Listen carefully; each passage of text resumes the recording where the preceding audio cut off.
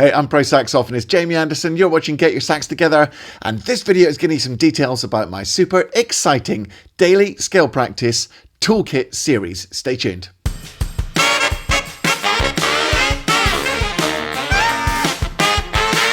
Just before we get into this, please make sure you go and get your free PDF from the link in the description, or you can see the link displayed there. That is going to be your home base for this series of videos on learning your scales, for this scale practice toolkit series.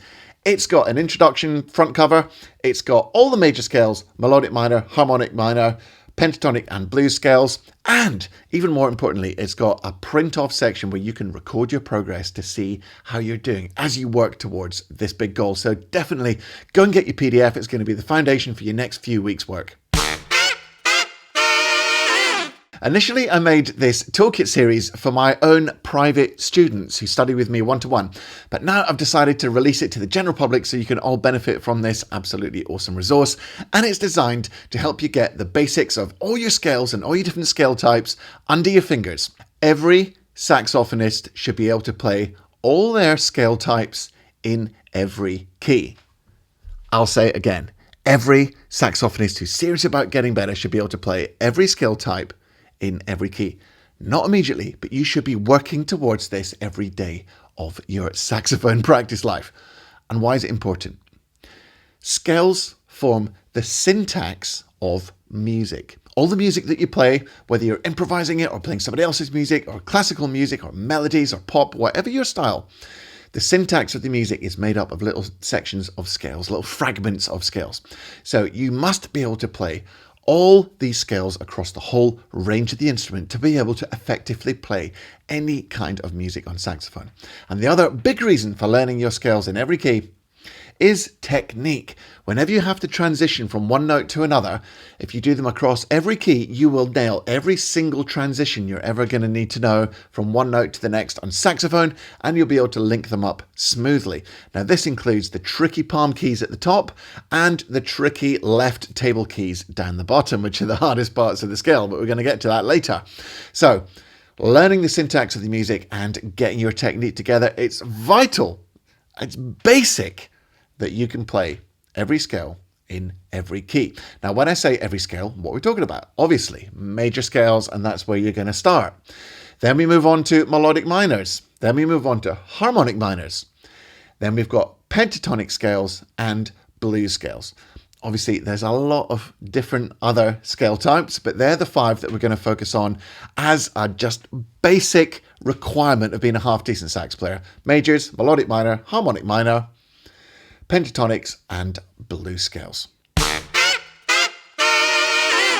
So, what are the daily scale practice toolkits anyway?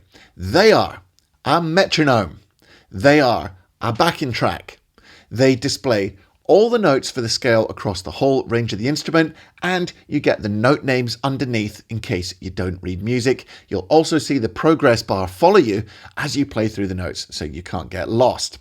Plus, you can see my fingers move as I play the scale so that you can see the ins and outs of the techniques that you're going to need to master as you work your way through each scale. Best of all, there's going to be an absolute minimum of fuss every time you watch these videos. These are designed as a daily practice tool. Every day, you're just going to follow this video and start learning your scales, starting with the majors. So there's not going to be a big load of talking and guff like this. This is just the intro video. Once you get straight into those toolkits, and remember, you can see the whole playlist linked on the card above or in the description. Once you get into those daily things, it's just going to be a quick intro, few seconds, then bang, you're in. It's a practice tool. It's really exciting to be providing you with this opportunity. So let's talk about how you're going to use these tools. First thing you're going to do is download the PDF from that URL or the link in the description. You're going to print off all the scales and the progress sheet so you've got something to look at if you need it. Now, ultimately, I want you to memorize all the notes, but that might be further down the line for you. If you can't remember all the notes to begin with, use the music. Okay, so first job, print off the PDF.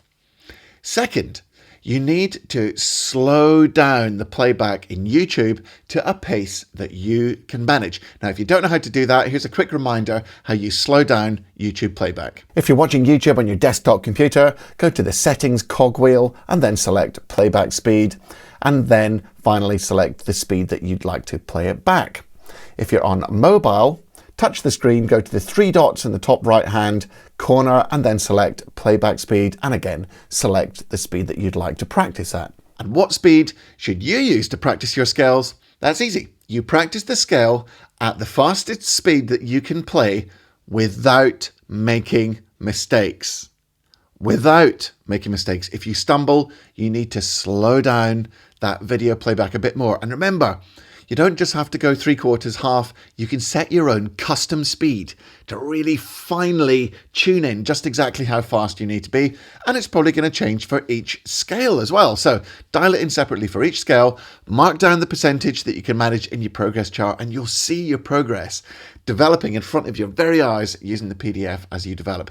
But do not play these scales faster than you can. Don't stumble, don't keep making mistakes.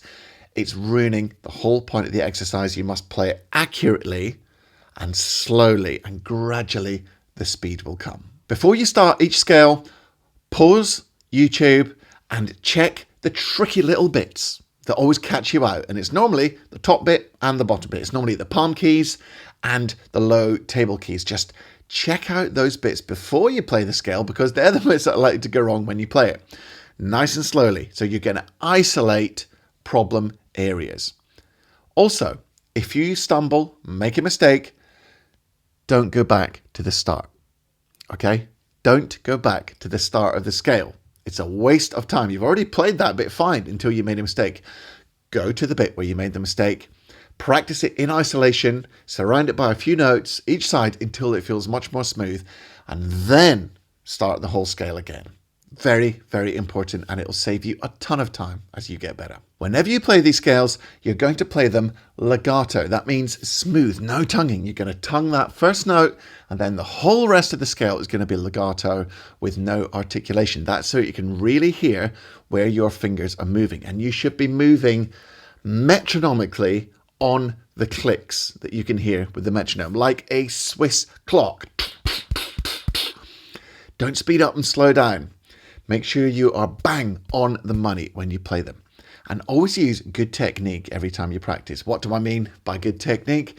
I mean keeping your fingers close to the keys with a minimum of, well, you know what, I always call it Tower Bridge, with a minimum of Tower Bridge, hands flapping, keep your fingers close, just a minimum of movement. And you can watch you can watch my hands move in the video to model that technique. Keep your shoulders relaxed. Lovely big breaths. If you're going too slow to make it in one breath, no problem. Just take a breath in the middle. Miss out a note if you need to take a breath. But make sure you rotate which note that you take out so you're not always breathing at the same time. So nice big breaths and smooth, even sound across the whole register of the horn. Super important. If you do these things, believe me, just take it from Jamie, you are going to become amazingly proficient in a very short time. But the devil's in the detail. You've got to follow the instructions, and it takes patience, discipline, and perseverance to get there. But if you do it properly, your technique will go through the roof, your sound will develop, and you'll just become a much better saxophonist all round. What you're going to do now. Number one, get the PDF, download it, and print it off, and then you're good to go. Number two, go to the first practice toolkit video, which is on major scales, and every day you start working your way through those majors. So if you can only do C major, start there and then start having a look at F. And once you can play the notes fluently enough, then start playing along with the track. Now, if you've got the ability to do this, you can pan the playback to the left to hear the click only, or you can pan the playback to the right hand side to hear the saxophone only. So you can either have click no sax, sax no click, or a mixture of both if you keep it down the middle.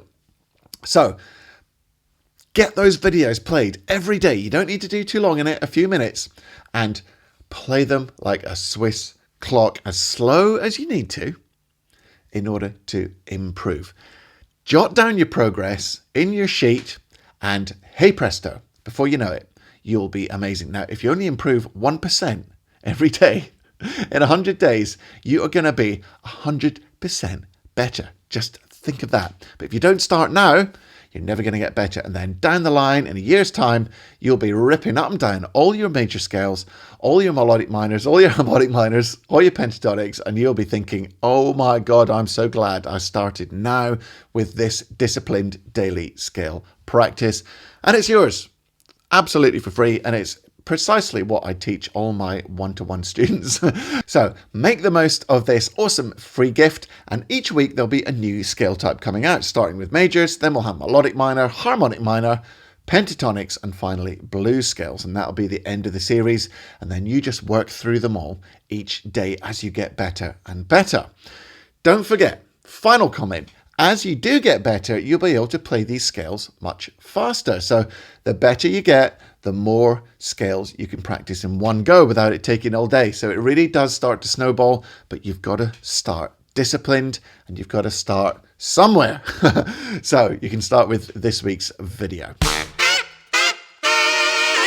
So that's it for me. The next few weeks' videos are all just going to be straight into the toolkit, okay? Straight into the toolkit. Hope you really enjoy this series, and I hope in a year's time that your technique is going to be unrecognizable with how good it is. Until then, practice hard, practice smart, and these toolkits are going to take care of the practice smart bit. And above all else, once you've done your technique practice, enjoy your music. Take it easy.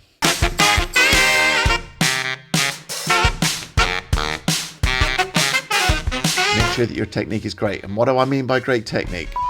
I mean my sheet falling over.